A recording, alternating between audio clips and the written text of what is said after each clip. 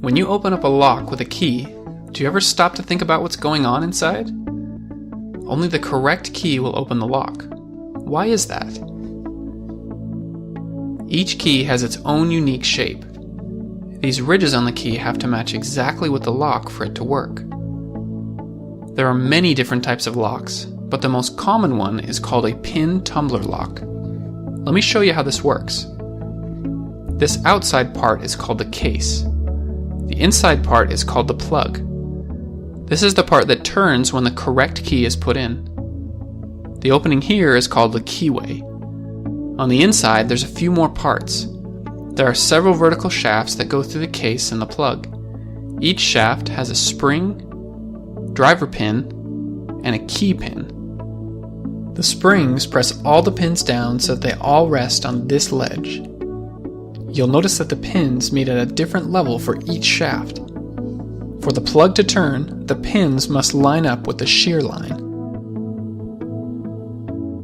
Now watch what happens when we insert the wrong key. The pins are not lined up, which means the plug won't rotate. When we insert the correct key, everything lines up and the plug turns. So we've covered the case of one key for one lock. But there's another case. Let's say there's a building where there's a different key for each door. But there's also a key that opens every single door in the building. This is called a master key. For the master key to work, there must be an extra pin in at least one of the vertical shafts. We call this the master pin.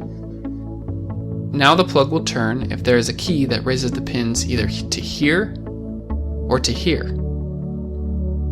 So here's our regular key going in.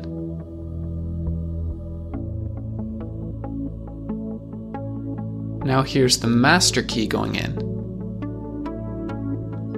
Both keys allow us to turn the plug.